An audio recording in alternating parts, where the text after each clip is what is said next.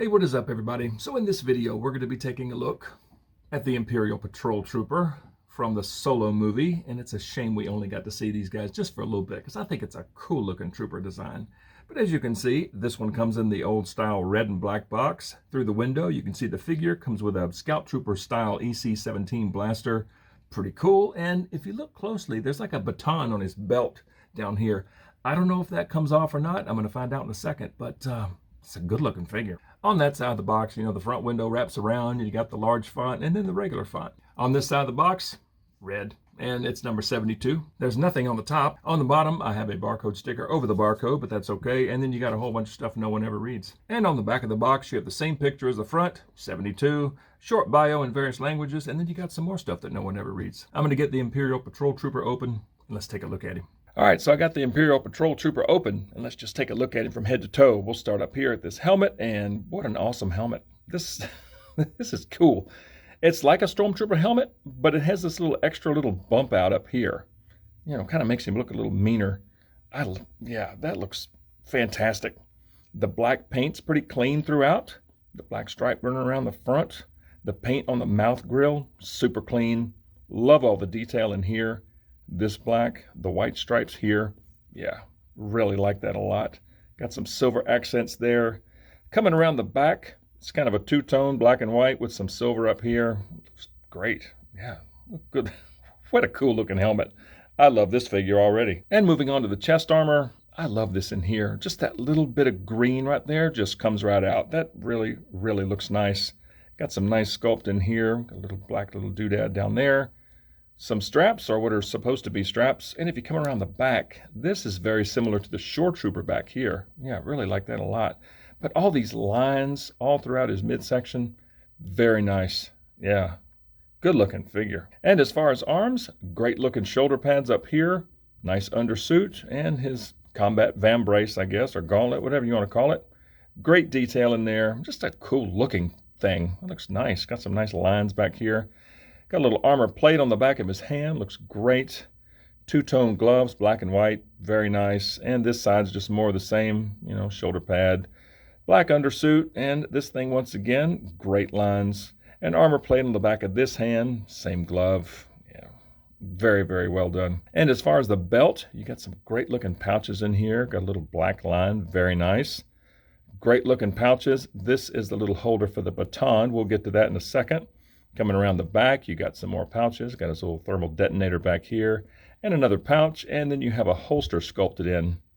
Yeah, it's pretty cool. And as far as the pants, I mean, they look like pants. Great looking wrinkles. You got a nice white stripe on either side, you know, going down the outside of each leg. But again, great wrinkles in the back. And from the knees down, you get some good looking shin armor. Oh, this looks great down here. And the shoes are just, you know, typical Stormtrooper type shoes. But man, everything just looks really, really good. I love the little black accent back here and how it's open back here, kind of revealing the undersuit. That looks really, really good. What a cool looking figure.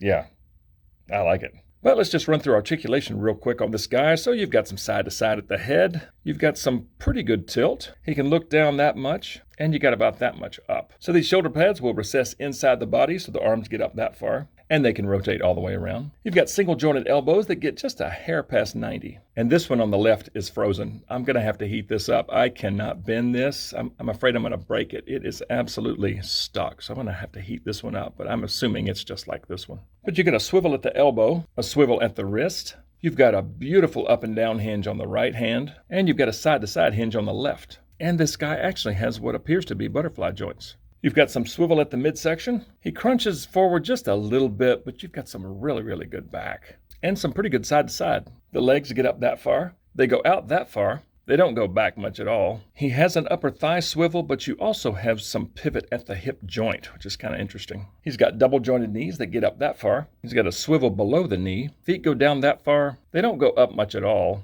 And you've got some swivel at the ankle. And as far as accessories, there's a good look at the little EC-17 blaster pistol. It is so tiny. Here's my fingers. It is itty bitty. But this one's a little bit different from the one that came with the Scout Trooper. As you see, it's got this little extra scope or something on the outside. Very cool. And you've got some silver paint on the trigger guard. And you've got a touch of silver paint on the end of the barrel. And you've got some silver paint on this side here. That looks really, really cool. It's a cool little weapon.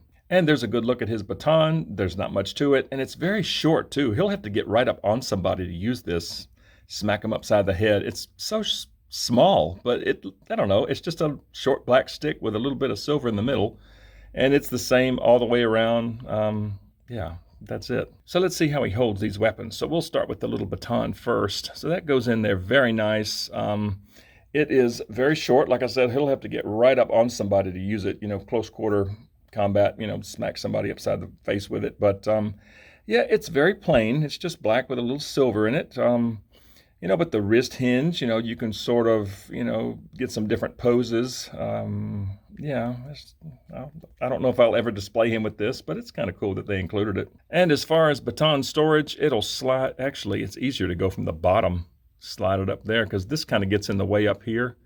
But it slides in the bottom pretty well. And yeah, it's in there. Once it's in, it's in. It's not going anywhere. And that will probably just stay there. But that looks pretty good in this little loop there. And next up, we have this itty-bitty little blaster pistol. Let's see how this looks. That goes in, and it's, just like the Scout Troopers. So 2 fingers will go through the trigger guard, and that looks very good in one hand. It kind of wants to sit sideways a little bit. But, yeah, there we go. So the wrist hinge, you can have him firing from the hip, have it pointed up, and that looks okay. And straight out, yeah, that looks all right. And once it's in. That's not going to fall out. And that looks really good in his hand. Yeah, it's a cool little weapon. And let's see how this little holster works. So the scope will go on the outside, and that just drops in there like that. The barrel pokes out just a little bit, and that's what it looks like holstered, and that looks really, really nice. And just for funsies, let's just see how this baton fits in the left hand. Like if you wanted to have the pistol on the right and the baton on the left. That doesn't work really well on the left. I mean, it's not going to just fall out, but it doesn't look all that natural. The thumb is a really funny shape. Yeah, that looks kind of silly. So yeah, this is going to go right back in there. And will the blaster go in the left hand? No, it will not, because it requires 2 fingers.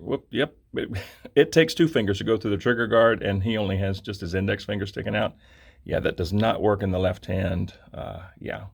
Okay, so he is a righty. He is definitely a righty, and this will go right back where it belongs. And as far as scale, there he is next to a Scout Trooper. Well, the Jedi Fallen Order Scout Trooper. He's a little bit shorter than that guy.